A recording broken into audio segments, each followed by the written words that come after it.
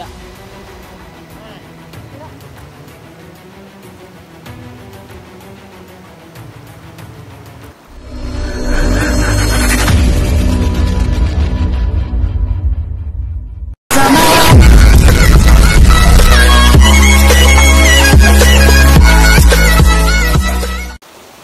May ibibigay ka sa akin, Diwata. Maraming salamat. Ano kaya yan? Maraming salamat, kaibigan. Kunin ko na ba ngayon? Ibibigay mo na ngayon? Maraming salamat, kaibigan.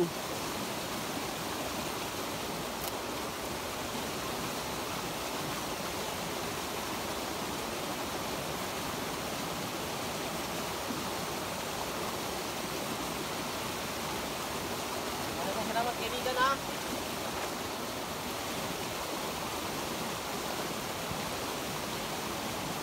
Maraming salamat, kaibigan. Yan. Wala na yung Diwata. Yung puno. Binigyan tayo ng isang Diwata na parang mutya siguro to. Ito, mutya, oh. Yan, mutya.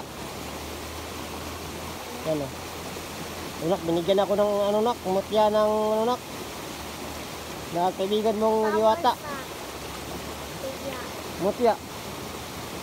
Yung so kakaiba, oh, yung yan, oh.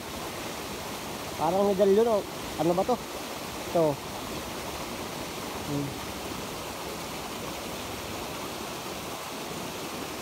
Yan, karong-karo. Yung binigay sa atin na mutya ng kaibigan ng anak ko na isang Diwata. Maraming salamat sa iyo, kaibigang Diwatang Layla. Layla yung pangalan niya kasi nung batang Diwata, Layla. Maraming salamat sa iyo, Diwatang Layla, sa binigay mo. Mag-iingat ka palagi at sana gabayan mo kami sa pag-uwi namin. Maraming salamat sa iyo, ha. Mag-iingat ka palagi. Sabi yung yan. Ito yung bato na binigay sa atin ng Diwata na bata.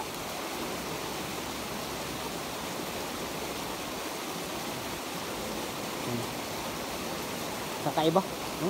Kakaiba, oh. Kakaiba. Sabi. Susubukan natin to. Kung ano may yung kakayahan nito, kasi hindi sinabi sa akin ng hindi sinabi sa akin ng batang Diwata kung ano yung kakayahan nito. Yan. Pero malalaman natin yan kung ano natin yung kung may makalaban tayo na kung ito yung kalaban. Sige natin na, huwag ka mga dyan, ha.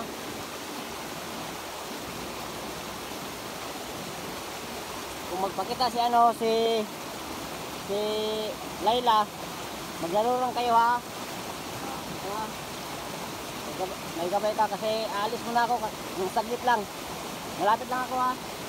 Hanap lang ako ng masasampulan ng mutya ko. Okay? Okay? Okay. Wait lang. Go. Puno. Ano natin ngayon?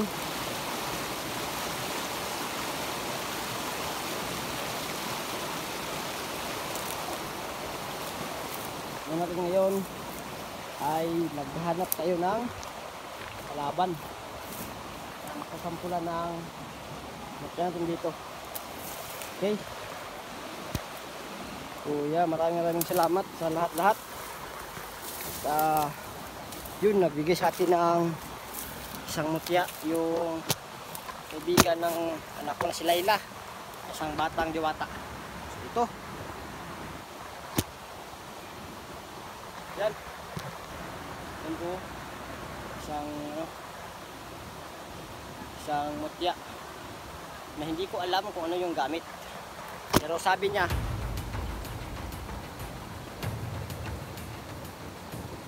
kalaban dito banda.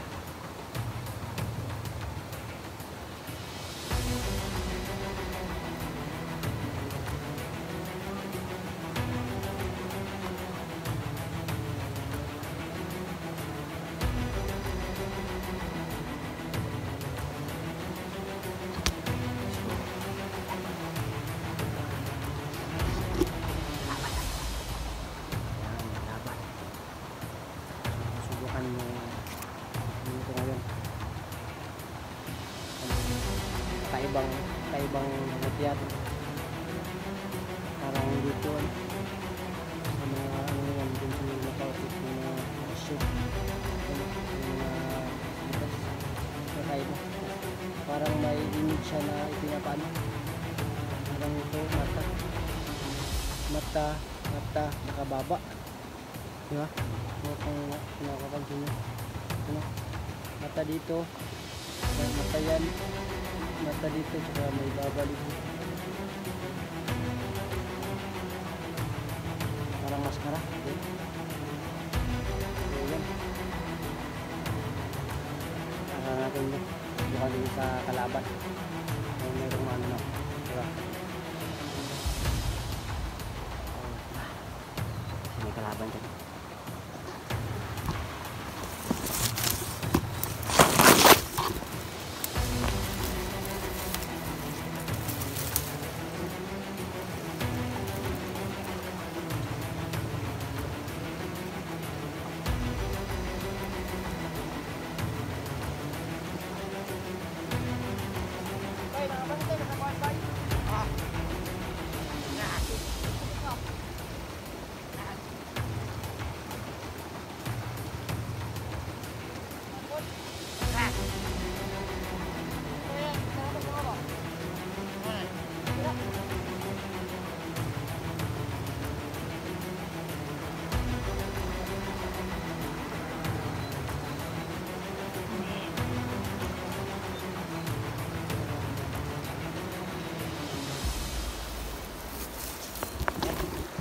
Dali yung isa. So, puno-puno. Ha. So, yun. Alam ko na yung ano.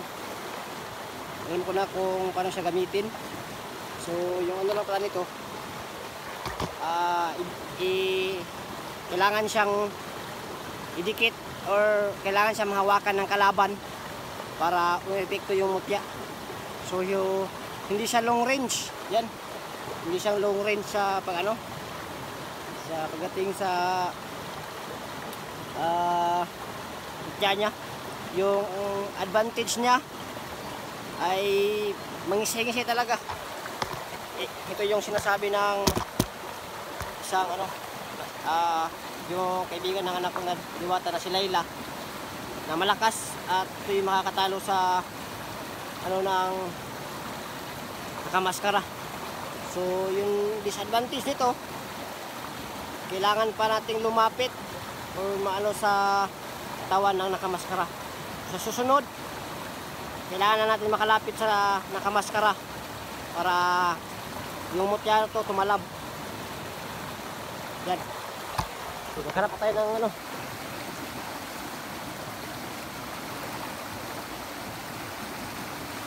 Hanap pa tayo ng mga kalaban kung mayroon man.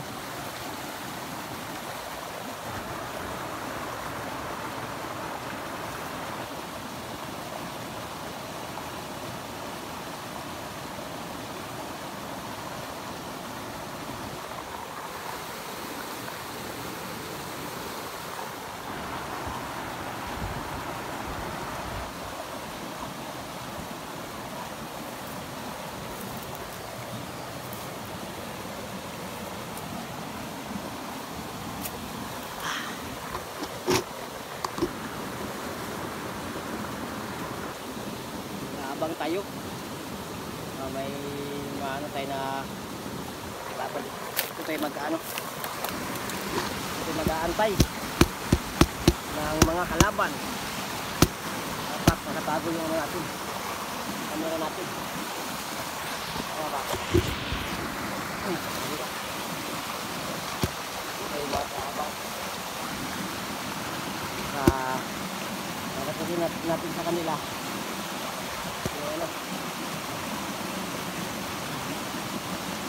Abang ng mga kalaban.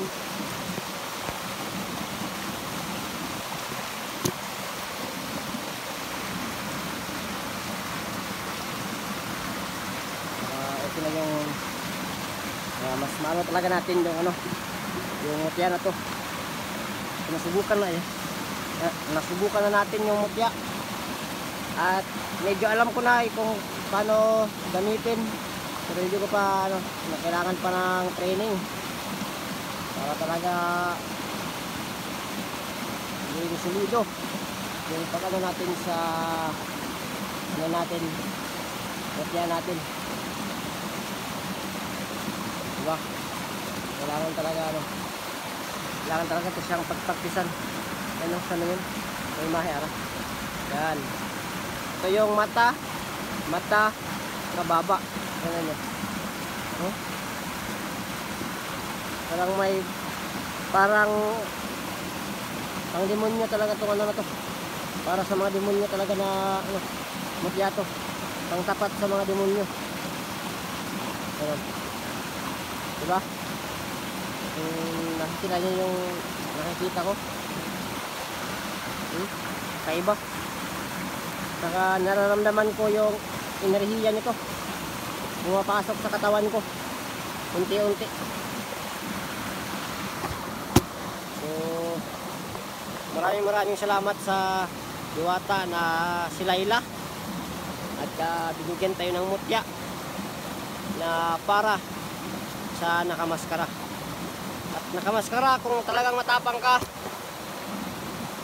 kung nung nakaraan na nagkaharap tayo, natalo mo ako, pero subukan mo ngayon at susubukan din kita sa mutya na to. So pag nagkaharap tayo ulit, subukan natin kung gano'ng kalakas yung tangan-tangan mo, kung ano man yan, bertod na itim o kung ano man. At yun, malalaman natin kung sino yung mas malakas, kasamaan ba o kabutihan. Maganda-handa ka na, nakamaskara. Kasi pag nakauwi kami, babalikan kita dito. At sa'yo ko ibubuhos yung lakas dito 100% pag nagkaharap tayo. Kaya humanda ka. Habang mo dito sa akin, ano ito?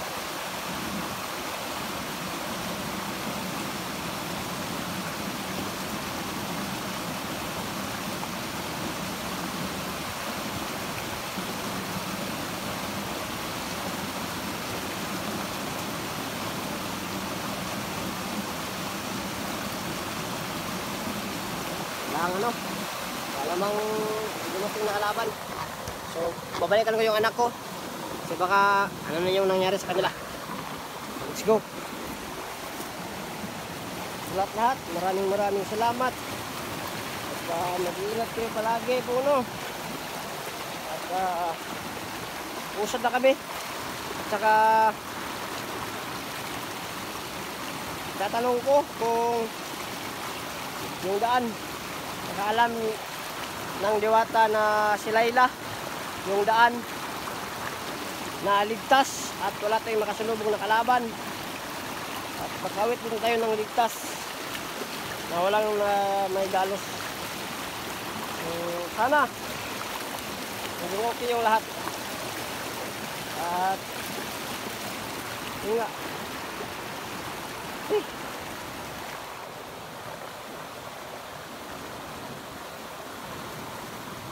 ang hirap, ang hirap.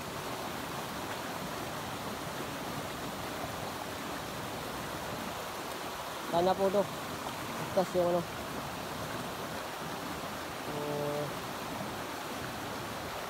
abangan nyo yung susunod namin na at subaybayan nyo yung mga kabanata po namin dito, no? Yung eksplorasyon namin dito, yung mga karanasan namin dito sa ng anak ko, kasama yung gabay namin na isang diwata na si Diwatang Layla. Sana makita na kami ni iba sa lalong madaling araw, ay lalong madaling panahon pala yan. Sana nga. At yun,